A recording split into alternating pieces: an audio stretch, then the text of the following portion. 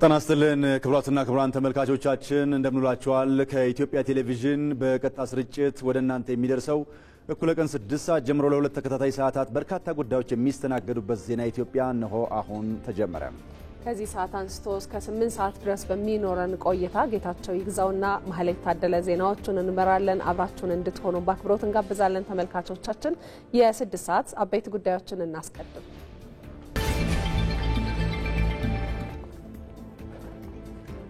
ባለፉት 9 ወራት የከተሞችን ዘመናዊነትና የመሰረተ ልማት ተደራሽነት ለማሳደግ አመርቂ ስራ መሰራቱን የከተማና መሰረተ ልማት ሚኒስትሯ ጫልቱ ሳኒ ተናገሩ።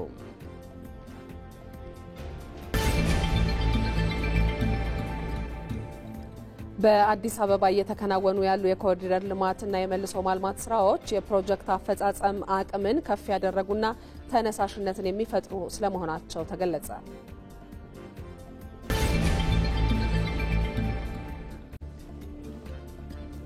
የህዝብ ጥያቄ የሚመልስ ፍትሃዊ የመንግስት አሰራር ስርዓት በመዘርጋት የክልሉን የገቢ አቅም ማሳደግ እንደሚገባ የትግራይ ክልል ጊዜያዊ አስተዳደር ፕሬዝዳንት ሌተናንት ጀነራል ታደሰ ወረደ ገለጹ።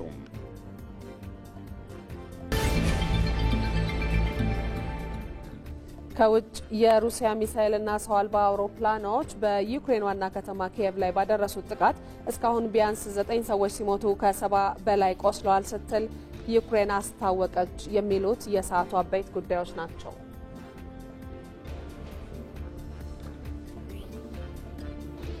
ምርጫችሁን የኢትዮጵያ ቴሌቪዥን ዜና ኢትዮጵያን አድርጋችሁ አብራችሁን ስትዘልቁ ከዚህ ከስቱዲዮ ከተሰናዱ ዘገባዎች ባሻገር ሪፖርተሮቻችን የመስክ ስምሪቶችን ወስደው የተከታተሏቸውን ጉዳዮች በቀጥታ ወደኛ ያሻገሩም ይቀጥላሉ። በዚህ መሰረት ሪፖርተራችን አባዲ ወይናይ በህዝብ ተወካዮች ምክር ቤት ነው የሚገኘው። ባለፉት 9 ወራት የከተሞችን ዘመናዊነትና መሰረተ ልማት ተደራሽነት ለማሳደግ አመርቂ ስራ መሰራቱን የከተማና መሰረተ ልማት ሚኒስትሯ ገልጸዋል።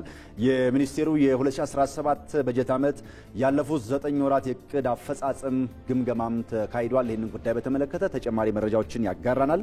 ሪፖርተራችን መስከረም ቸርነት ደግሞ በአዲስ አበባ እየተከናወኑ ያሉ የኮሪደር ልማትና የመልሶ ማልማት ስራዎች የፕሮጀክት አፈጻጸም አቅምን ከፍ ያደረጉና ተነሳሽነትን የሚፈጥሩ መሆናቸው ተገልጿል። ይህንን ጉዳይ በተመለከተ ተጨማሪ መረጃዎችን ታጋራናለች።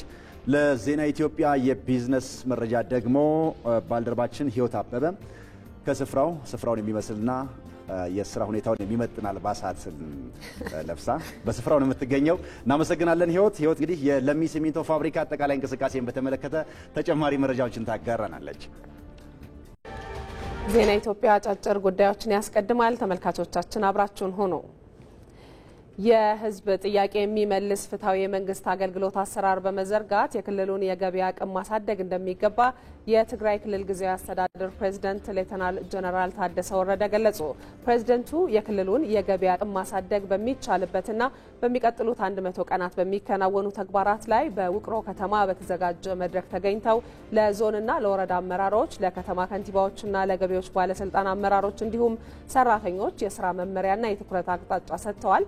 ስራዎች እንዲሰሩ የፋይናንስ አቅምን ማጎልበት ይጠበቅብናል ያሉት ሌተናንት ጀነራል ታደሰ ወረደ ይህም ህብረተሰቡን ያማከለ ፍትሃዊ የመንግስት አገልግሎት በመዘርጋት የሚሳካ ነው ብለዋል። በክልሉ የሚከናወኑ የልማት ስራዎች ህብረተሰቡ በሚፈልገው መልኩ ለማፋጠን የገቢ አሰባሰብ አሰራሮችን ማዘመን እንደሚገባም ገልጸዋል ሲል የዘገበው ሪፖርተራችን ገብረ እግዚአብሔር ኃይሉ ነው። የአዲስ አበባ ከተማ አስተዳደር ከንቲባ አዳነች አቤቤ በካዛንቺስ የኮሪደርና መልሶ ማልማት ስራ ላይ በመሳተፍ አስተዋጽኦ ላበረከቱ አካላት ምስጋና አቀረቡ። ትናንት ማምሻውን በተከናወነው የምስጋና መርሃ ግብር ከንቲባ አዳነች አቤቤ የካዛንቺስ ኮሪደርና መልሶ ማልማት ስራ ከሌሎች የኮሪደር ልማት ስራዎች በተለየ ውስብስብና ግዙፍ እንደነበር አስታውሰው ከማህበረሰቡ ጋር በተደረገ ውይይት በቁርጠኝነት ወደ ስራ መገባቱን ተናግረዋል። የኮሪደር ልማት ሰፋ ያለ እስካሁን ከሰራናቸው ኮሪደሮችም አሁንም እየሰራ ነው ካለው ኮሪደሮችም ረዘም ያለ እንደውም ውስብስብ የሆነ ነው። መጀመሪያ ለመጀመር ትንሽ ይከብድ ነበር። አንዳንዶች ስትናገሩ አይተናል። በአንድ ፌዝ እናርገው፣ በሁለት ፌዝ እናርገው ወይስ በአመትም ጭምር እናቅድ የሚል ተነጋግረንበት ነበርና ግን ወደ ህዝቡ ጠጋ እያልን ስንሄድ ከህዝቡ ጋራ ስንነጋገር በርትተን የአንድ ኮሪደር ልማት ፕሮግራም አድርገን ለመምራት ጨክነን ገባንበት። ከቅንጅታዊ አሰራር ጋር በተያያዘ በካዛንቺስ ኮሪደርና መልሶ ማልማት የተለያዩ ተቋማት ስኬታማ ስራ መስራታቸውን የገለጹት ከንቲባ ይህም ውጤታማ ስራ አዲስ አበባን በፍጥነት የዘመነች ከተማ የሚያደርጋት መሆኑን አንስተዋል። በተጨማሪም የካዛንቺስ የኮሪደርና መልሶ ማልማት ፕሮጀክት የስራ ባህልን የዳበረበት የስራ ዕድል የተፈጠረበትና ዘላቂ ልማት ለትውልድ በጋራ የተገነባበት ነው ሲሉም ገልጸዋል። ቅንጅታዊ አሰራርን በመተግበር በኩል ትልቅ ልቀት ነው የታየው። መብራት ኃይል፣ ኢትዮ ቴሌኮም፣ ውሃና ፍሳሽ ግንባታ፣ የግንባታ ፈቃድ እንዲሁም የመሬት መሰረተ ልማት በፍሳሽ አወጋገር ስርዓት የምንሰራቸው እነኚህ አዲስ አበባን ስማርት ሲቲ ለማድረግ በትልቅ ኢንቨስትመንት የሰራናቸውና ዋጋ የከፈልንባቸው ስራዎች ሲሰሩ ብክነት እንዳይኖር አንዱ መሰረተ ልማት ሌላውን መሰረተ ልማት እንዳያበላሽ ከዚህ በፊት ከነበረው በመማር ውጤታማ ስራ ተሰርቶበታል። የስራ ባህል አዳብረንበታል። የሰፊ የስራ ዕድል ፈጥረንበታል። ዘላቂ ልማትን ለትውልድ በጋራ ገንብተናል። ከንቲባ አዳነች አቤቤ አክለውም ሀገርን የማበልጸግ ራዕይን በመጋራት በጋራ ለሰሩ ኮንትራክተሮች፣ አማካሪዎች፣ አመራሮች፣ ሰራተኞችና ተቋማት ምስጋናቸውን አቅርበዋል።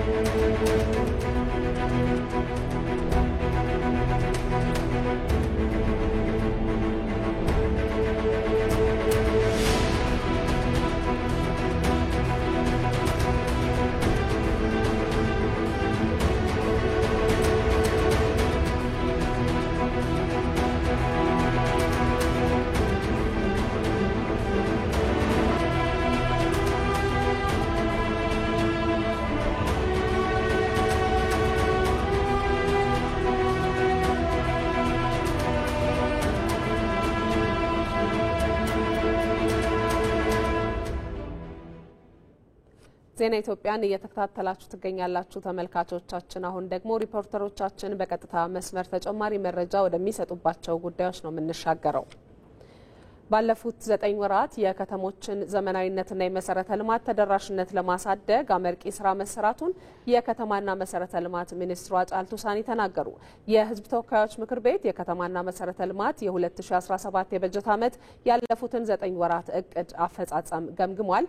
በበጀት ዓመቱ በኮሪደር ልማት፣ በተቀናጀ የተፋሰስ ልማትና በከተማ ግብርና እንዲሁም የገጠር መንገድ ትስስርን ጨምሮ በሌሎች ዘርፎች ውጤቶች ተመዝግበዋል ብለዋል። ቅንጅታዊ አሰራር መጠናከሩን ያነሱት የከተማና መሰረተ ልማት ሚኒስትሯ ጫልቱ ሳኒ የሚኒስቴሩን አቅም ለማጎልበት በርካታ ስራዎች ተሰርተዋል ብለዋል። ይህንኑ ጉዳይ ሲከታተል የቆየው ሪፖርተራችን አባዲ ወይናይ ነው። በቀጥታ መስመራችን ላይ ይገኛል። ተጨማሪ መረጃ ይሰጠናል።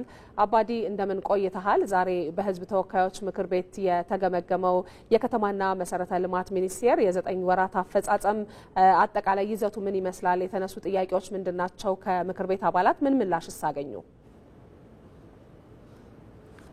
አመሰግናለሁ ማለት እንግዲህ የህዝብ ተወካዮች ምክር ቤት ዛሬ እያካሄደ ባለው መደበኛ ጉባኤው የከተማና መሰረተ ልማት የ2017 በጀት ዓመት ያለፉት 9 ወራት እቅድ አፈጻጸም ነው እየገመገመ የሚገኘው። አጠቃላይ በከተሞች ተደራሽነትን ለማሳደግና የመሰረተ ልማት ሽፋን ለማሳደግ ምን ስራዎች ተከናወኑ በሚለው ዙሪያ እንግዲህ ሚኒስትሯ ጫልቱ ሳኒ ሪፖርታቸውን አቀርበዋል። በሪፖርታቸው እንደገለጹት ከሆነ ባለፉት 9 ወራት በርካታ ስኬቶች ተመዝግበዋል ብለዋል። ከተመዘገቡ ስኬቶች መካከል ብንመለከትም በዋናነት የኮሪደር ልማቱ የሚጠቀስ ነው። በ63 ከተሞች የኮሪደር ልማቱን ለመጀመር ታሳቢ ተደርጎ በ45 ከተሞች የኮሪደር ልማቱ አሁን ላይ ተግባራዊ እየተደረገ እንደሚገኝ ሚኒስትሯ አብራርተዋል። እንግዲህ ይህ እየተደረገ ባለው የኮሪደር ልማትም አፈጻጸማቸው ከ50 በመቶ በላይ መሆኑ ነው ሚኒስትሩ ያነሱት። እንግዲህ 8 ከተሞች የመጀመሪያ የኮሪደር ልማትን ጨርሰው ወደ ሁለተኛ ምዕራፍ እየተሸጋገሩ እንደሆነ ነው የገለጹት ማለት ነው። እንግዲህ አጠቃላይ በኮሪደር ልማቱ አማካኝነት ወደ 150 ሺህ ለሚሆኑ ዜጎች የስራ ዕድል እየተፈጠረ እንደሚገኝ አብራርተዋል። እነዚህ ኮሪደር ልማቶች እንግዲህ በተለይም ከተሞች ዘመናዊ እንዲሆኑና ያላቸውን ገጽታ ይበልጥ የተዋበና የተሻለ እንዲሆን በማድረግ ረገድ ከፍተኛ አስተዋጽኦ እያበረከቱ እንደሚገኙ አብራርተዋል። ከዛ ባሻገርም ደግሞ የዜጎች በተቀናጀ የተፋሰስ ልማትና በከተማ ግብርና በርካታ ውጤት ተመዝግበዋል ብለዋል። በተለይ በከተማ ግብርና ብንመለከት ወደ 88 ሺህ የሚሆኑ ዜጎች በዚህ ላይ በከተማ ግብርና እየተሳተፉ ይገኛሉ ብለዋል። ከዛ ባሻገርም ደግሞ ወደ 90 ሺህ የሚሆኑ ዜጎች ደግሞ በተቀናጀ የከተማ የተፋሰስ ልማት ላይ ተሳታፊ መሆናቸውን ነው ያነሱት። ይህ ደግሞ አጠቃላይ ስንመለከት ከእቅዱ በላይ ነው አፈጻጸሙ ተብሏል። ለዚህ ደግሞ በዋናነት ምክንያቱ ምንድነው ከተባለ የማክሮ ኢኮኖሚ በዋናነት የሚጠቀስ ነው። 15 ቢሊዮን ብር ተጨማሪ በጀት ለከተማ ሴፍቲኔት መስለቁ በተለይም ደግሞ በከተማ ሴፍቲኔትና በከተማ ግብርና የሚሰራው ስራ ይበልጥ እንዲጠናከር አስችሎታል ብለዋል። እንዲሁም ደግሞ አጠቃላይ የመንገድ ሽፋን ዘርፉን ለማጠናከር ከፍተኛ ስራ ተሰርቷል። አሁን ላይ በኢትዮጵያ የመንገድ ሽፋኑ ከጊዜ ወደ ጊዜ እያደገ መምጣቱን ነው ሚኒስትሩ ያነሱት። እንዲሁም ደግሞ የገጠር የመንገድ ትስስርም አሁን ላይ በተሻለ ደረጃ ማሳደግ ተችሏል። በተለይም ደግሞ የገጠር ከተሞች ወደ ከተማ ጋር ያላቸው ትስስር ወይም በመንገድ ያላቸው ትስስር አሁን ላይ ከጊዜ ወደ ጊዜ እያደገ ስለመምጣቱ አብራርተዋል። ከዛ ባሻገርም ደግሞ ሚኒስቴር መስሪያ ቤቱ የሚሰጠውን አገልግሎት ዘመናዊ ለማድረግና በዘመናዊ ቴክኖሎጂ የታገዘ ለማድረግ ዲጂታል ኢኮኖሚ ተግባራዊ በማድረግ ረገድ ከፍተኛ አፈጻጸም እያስመዘገበ ይገኛል። ከተለያዩ ተቋማት ጋር በቅንጅት እየሰራ ስለመሆኑ ነው ሚኒስትሯ ያብራሩት። እንዲሁም ደግሞ የስማርት ሲቲ ግንባታን በተለያዩ ከተሞች ተግባራዊ ለማድረግ በርካታ ቅድመ ዝግጅት እየተደረገ ስለመሆኑ ሚኒስትሯ አብራርተዋል። እንግዲህ በስራ ዕድል ፈጠራ ብንመለከት ማለትም በተለያዩ ዘርፎች በስራ ዕድል ፈጠራ ብንመለከት ወደ 704 ሺህ የሚሆኑ ዜጎች በተለያዩ ዘርፎች በተለያዩ መስኮች የስራ ዕድል እንደተፈጠረላቸው ሚኒስትሯ አብራርተዋል። እንግዲህ በተለይም ደግሞ ከተሞች ያላቸውን ገጽታ ይበልጥ እንዲጎለበት በማድረግና ያላቸውን አሰራር ይበልጥ እንዲሻሻል ለማድረግ በርካታ ስራዎች እየተሰሩ ይገኛሉ። ከነዚህ ደግሞ አንደኛው የፕላን ልማት በዋናነት የሚጠቀስ ነው። ከተሞች በፕላን እንዲገነቡና በፕላን እንዲሰሩ ለማድረግ ረገድ በርካታ ስራዎች እየተሰሩ ይገኛሉ። በርካታ ከተሞችም የፕላን ታሳቢ በማድረግ ስራቸውን እንዲሰሩ በማድረግ ረገድ ውጤቶች እየተመዘገቡ ይገኛሉ ብለዋል። እንዲሁም ደግሞ በቅርቡ ከተሞች ወጪያቸውን በሚያመነጩት ገቢ እንዲሸፍኑ በማድረግ ገቢያቸውን ይበልጥ እንዲያሳድጉ ለማድረግ በርካታ ስራ እየተሰራ ይገኛል። ይህ ደግሞ ከተሞች ያላቸውን ዘመናዊነት ይበልጥ ለማጠናከርና ያላቸውን ወጪ በራሳቸው አቅም እንዲሸፍኑ ለማድረግ የሚያስችል ነው። በዚህም ደግሞ የተለያዩ ከተሞች ያላቸውን ገቢ እያደገ መጥቷል። ይህ ከፍተኛ እምርታ የተመዘገበበት እንደሆነ ገልጸዋል። የማዘጋጀታዊ አሰራርም አሁን ላይ ከጊዜ ወደ ጊዜ እየተጠናከረ መጥቷል። በርካታ ከተሞች ማዘጋጀታዊ አሰራር እንዲሰጡ በማድረግ ረገድ ተገልጋዮች የሚፈልጉትን አገልግሎት እንዲያገኙ በማድረግ ከፍተኛ ውጤት እየተመዘገበ ይገኛል ብለዋል ማለት ነው። እንግዲህ የቤት ግንባታ ላይም በርካታ ውጤቶች እንደተመዘገቡ ነው ሚኒስትሩ ያብራሩት። በግልና በመንግስት ዘርፍ በርካታ ስራዎች እየተከናወኑ ይገኛሉ ብለዋል። እንግዲህ የምክር ቤቱ አባላት በርካታ ጥያቄዎች አንስተዋል። ከአነሳቸው ጥያቄዎች መካከል ብንመለከት አጠቃላይ የቤት ግንባታውን ዘርፍ ለማጠናከር ምን ስራዎች እየተሰሩ ነው፣ በመንግስትና በግል ዘርፍ ያለውን ስራ ይበልጥ ለማጠናከር ሚኒስቴር መስሪያ ቤቱ ምን እየሰራ ነው፣ እንዲሁም ደግሞ በኮሪደር ልማት ላይ ቅድመ ዝግጅትና አጠቃላይ ደግሞ በካሳ ክፍያ ላይ የሚሰራው ስራ ሚኒስቴር መስሪያ ቤቱ ምን ያክል ክትትል ያደርጋል የሚሉት ጥያቄ በስፋት ተነስተዋል። እንዲሁም ደግሞ አጠቃላይ በከተሞች ያለውን የመሬት አቅርቦት ለማጠናከር ምን ስራዎች እየተሰራ ነው የሚል ጥያቄ በስፋት እየተነሳ ይገኛል። እንግዲህ ሚኒስትሩ አሁን ላይ ማብራሪያ እየሰጡ ይገኛሉ። እኛም በሰባት ሰዓት የዜና ወጃችን ማብራሪያውን መልሱን ይዘን የምንቀርብ ይሆናል። መልካም አባዲ፣ እናመሰግናለን። 7 ሰዓት ላይ እንጠብቃለን። ጥሩ ጊዜ ይሆንልህ። የቀጣይ ሪፖርተሮቻችን መረጃዎች አሁንም እንደቀጠሉ ናቸው። በአዲስ አበባ ከተማ እየተከናወኑ ያሉ የኮሪደር ልማትና የመልሶ ማልማት ስራዎች መስራት እንደሚቻል ያረጋገጡና ለተጨማሪ ስራም ተነሳሽነትን የሚፈጥሩ መሆኑ ተገለጸ። በጠቅላይ ሚኒስትር ጽህፈት ቤት አስተባባሪነት ከ200 በላይ የኢኮኖሚው ዘርፍ ተቋማት አመራሮች በከተማው እየተከናወኑ ያሉ የልማት ስራዎችን እየጎበኙ ነው። አመራሮቹ የከተማዋ ገጽታ በሚያምር መልኩ ተቀይሯል ያሉ ሲሆን በቀጣይም መስራት የሚችል አቅም እንዳለ አረጋጋጭ ነው ሲሉም ገልጸዋል። በከተማ ደረጃቸውን የጠበቁ የንግድ ማዕከላት መገንባታቸውን ጥራትን ከማስጠበቅ አኳያ ከፍተኛ አስተዋጽኦ እንደሚያደርግም ጭምር ነው የተገለጸው። በዚህ ጉዳይ ላይ ተጨማሪ መረጃዎችን የምታጋራን ደግሞ ሪፖርተራችን መስከረም ቸርነት በቀጥታ መስመራችን ላይ የምትገኘው። መስከረም እንደምን ውለሻል? የትኞቹ የልማት ስራዎች ናቸው በጉብኝቱ የተካተቱት? የተካፈሉ አመራሮችስ ምንድነው ያላቸው ሀሳብ? ትዝብታቸውን አካፍለውሽ ከሆነም ሀሳባቸውን ብታጋሪን። አመሰግናለሁ። የፌዴራል ተቋማት የኢኮኖሚ ዘርፍ አመራሮች ናቸው በመዲናችን አዲስ አበባ የተከናወኑ ያሉ የልማት ስራዎችን የጎበኙት። ከተጎበኙት የልማት ስራዎች መካከል የካዛንቺስ የኮሪደር ልማትና እንዲሁም የመልሶ ማልማት ስራ እንዲሁም ደግሞ የእንስሳትን ልማት ልቀት ማዕከል እንዲሁም አሁን እኔ የምገኝበት የገላንጉራ የተቀናጀ የመኖሪያ ልማት መንደር ነው። ከዚህም በኋላ ሌሎች ቀጣይ ስፍራዎች የልማት ቦታዎች የሚጎበኙ ነው የሚሆነው። በተለይ እንግዲህ አመራሮቹ የተጎበኙ ወይም የተሰሩትን የልማት ስራዎች ተመልክተው መዲናችን አዲስ አበባ በብዙ መልኩ መቀየር መቻሏን እንደተመለከቱ ነው የገለጹልን። ከዚህ ቀደም ለነዋሪዎች ምቹ ያልሆነች መዲናን ለነዋሪዎቿ ምቹ ከማድረግ አኳያ ከዚህ ቀደም ለእግረኛ ምቹ የሆነ መንገድ አለመ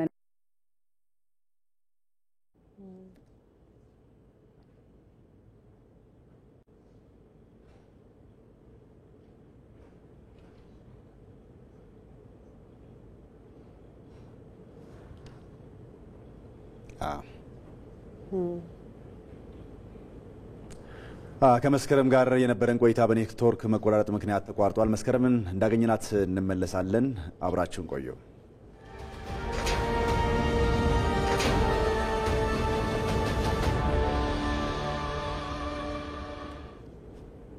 ዜናዎቻችን ይቀጥላሉ ተመልካቾች።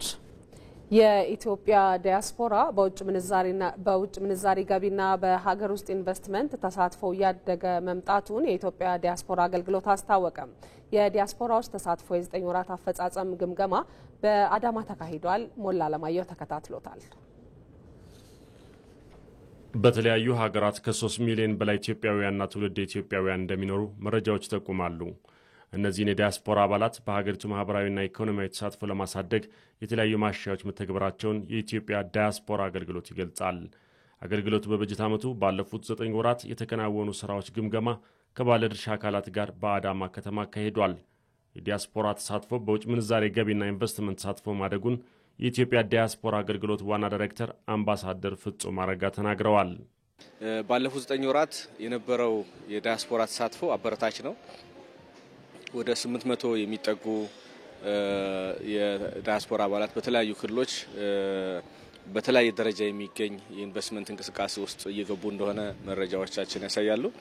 ከዛ በተጨማሪም ከሪሚታንስ አንጻር ወደ መስከረም አካባቢ ስራ ላይ የዋለውን የፋይናንሻል ሪፎርም ወይም ደግሞ የሁለተኛው የሆም ግሮን ኢኮኖሚክ ሪፎርም ፕሮግራም ተከትሎ የተደረገው የብሔራዊ ባንክ ማሻሻያ ወደ ሀገር የሚላከውን የውጭ ምንዛሪ መጠን እንዲጨምር አድርጎታል። ባለፈው አመት እንግዲህ አሁን የደረሰው ሪፖርት የ8 ወር ሪፖርት ነው። ባለፈው አመት በ8 ወር የነበረው የዲያስፖራ የሪሚተንስ መጠን 3.6 ቢሊዮን የአሜሪካን ዶላር ነው የነበረው። በዚህ አመት በ8 ወር 4.3 ቢሊዮን የአሜሪካን ዶላር ሆኗል። ከፍተኛ ጭማሪ እንዳለው ማየት እንችላለን። ክልሎችና ከተማ አስተዳደሮች የዲያስፖራውን ጥያቄ ተቀብለው በማስተናገድ ድጋፎችን እያደረጉ ስለመሆኑ በግምገማው ተጠቅሷል። ለአብነት የድሬዳዋ ከተማ አስተዳደር በውጭ የሚኖሩ የአካባቢውን ተወላጆች የልማት ተሳትፎ ለማሳደግ ስራዎች እየተሰሩ መሆኑን የድሬዳዋ ዳያስፖራ ጉዳዮች ዳይሬክተር ቢኒያም ግርማ ተናግረዋል። ናፍቆት የድሬዳዋ ሳምንት በየአመቱ ይከበራል። ይህንንም ባለፉት 9 ወራት ውስጥ በደመቀ ሁኔታ መላው የድሬዳዋ ወዳጅና ተወላጆች ከውጭ መጥተው ሀገር ውስጥም ካሉት ጋር በጋራ ያከበርንበት ሁኔታ ነው ያለው። በርካታ የዲያስፖራ ፕሮጀክቶች ባሳለፍነው 9 ወራት ውስጥ ወደ ስራ የገቡበትና ከቱሪዝምም ከኢንዱስትሪም ከማኑፋክቸሪንግም አንጻር ጥሩ ስራ የተሰራንበት ስራ ነው ያለው። ዳያስፖራው በሀገሪቱ የማህበራዊ አገልግሎት ተሳትፎ የተሻሻለ መምጣቱም ተጠቁሟል። በሐዋሳ ከተማ የአቤኔዘር እርዳታ ማህበር መስራች አቶ አርጋው አየለ ከአሜሪካ ከተመለሱ በኋላ የበጎ አድራጎት ስራ ላይ መሰማራታቸውን ገልጸዋል። ለጥቃት የተጋለጡትን እንደዚሁ ጎዳና ላይ ያሉ ልጆችን በማገዝ ብዙ ቆይተናል። ትምህርት ቤት የሚገባም ረጅም ጊዜ 31700 ህጻናቶችን በሚገባ ይዘን እስከ ኮቪድ እስኪመጣ ድረስ በዛ ዙሪያ ላይ ጎዳና ሊወጡ የነበሩ ህጻናቶችን በዛ በቤተሰቦቻቸው ጋር እንዲቆዩ በማድረግ ከፍተኛ ስራ ሰርተናል። የሚፈናቀሉ ሰዎች በተለያዩ ጦርነት በተለያዩ ግጭት የሚፈናቀሉ ሰዎችን መልሶ በማቋቋም እገዛ በማድረግ ብዙ ስራ ሰርተናል። የዳያስፖራ ተሳትፎን ለማሳደግ የኢትዮጵያ ዳያስፖራ ማህበራት አገር አቀፍ ጥምረት ለመመስረት ዝግጅት መደረጉም ተገልጿል። ከውጭ የመረጃ ምንጭ ደግሞ ሐማስ ትጥቅ እንዲፈታና ጋዛን ማስተዳደሩን እንዲያቆም የፍልስጤም ፕሬዝዳንት ጥሪ ያቀረቡ።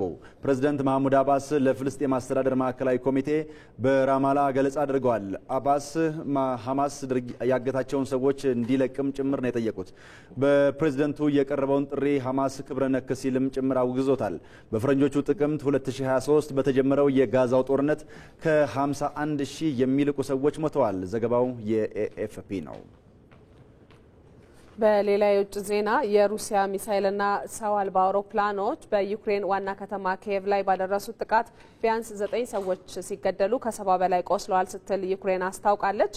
ከቆሰሉት መካከል 6 ህጻናት እንደሚገኙበትም ተገልጿል። ሩሲያ በበኩሏ 87 ሰው አልባ አውሮፕላኖችን በአንድ ጀንበር ከዩክሬን አቅጣጫ ይዣለው ብላለች። የዩክሬን ባለስልጣናት እንደገለጹት ደግሞ በአንድ ሌሊት የተፈጸሙ የሩሲያ የሚሳኤልና የድሮኖች ጥምር ጥቃቶች በዩክሬን ዋና ከተማ ኪየቭ ውስጥ የእሳት ቃጠሎ አስነስቶ ህንፃዎችን ሰባብሮ ነዋሪዎችንም በፍርስራሹ እንዲቀበሩ ያደረገ ነበር ብለዋል። ጥቃቶቹ ሩሲያና ዩክሬን የተኩስ አቁም ስምምነት ላይ እንዲደርሱ አሜሪካ እያደረገች ባለው ጥረት ላይ የበለጠ ጥርጣሬን ይፈጥራል ተብሏል ሲል የዘገበው የሮይተርስና የቢቢሲ ናቸው። ዘገባውን ያገኘ ነው ከሁለቱ መረጃ ምንጮች ነው። የአሜሪካው ፕሬዝዳንት ዶናልድ ትራምፕ የመቶ ቀናት የስልጣን ቆይታቸው በሚከተሉት የኢኮኖሚ ስርዓት አሜሪካውያን ደስተኛ ለመሆናቸውን ሮይተርስ ሰበሰብኩት ባለው የህዝብ አስተያየት አመላከተ። ይህ በእንዲህ እንዳለ የኑሮ ውድነት ስጋቶች የቀጠሉ ቢሆንም ፕሬዝዳንቱ የሪፐብሊካኖች ከፍተኛ ድጋፍ እንዳላቸው ተመላክቷል። አሜሪካውያን ፕሬዝዳንት ዶናልድ ትራምፕን የመረጡት የዋጋ ንረትን እንደሚቆጣጠሩና የአሜሪካን ኢኮኖሚ እንደሚያሳድጉ በማሰብ ቢሆንም የስልጣን ቆይታቸው 100ኛ ቀን ሲቃረብ ከሪፐብሊካኑ ያገኙት ድምጽ አነስተኛ እንደሆነ በሮይተርስ ዜና ወኪል ከህዝብ የተሰበሰበ ድምጽ ያሳያል። ፕሬዝዳንቱ የአሜሪካንን ወርቃማ ዘመን ለማምጣት ቃል የገቡ ቢሆንም እየሆነ ያለው ግን በተቃራኒው ነው ያሉ ሲሆን የአሜሪካ ኢንተርፕራይዝ ኢንስቲትዩት ከፍተኛ ባልደረባ ናቸው ጄምስ ፔቶስኪስ ይህንን የተናገሩት ሰኞ ዕለት በተጠናቀቀው እና ለ6 ቀናት ሮይተርስ በሰበሰበው የህዝብ አስተያየት 37% የሚሆኑት ብቻ የትራምፕን የኢኮኖሚ አያያዝን መደገፋቸው ተመላክቷል። ዘገባው የሮይተርስ ነው።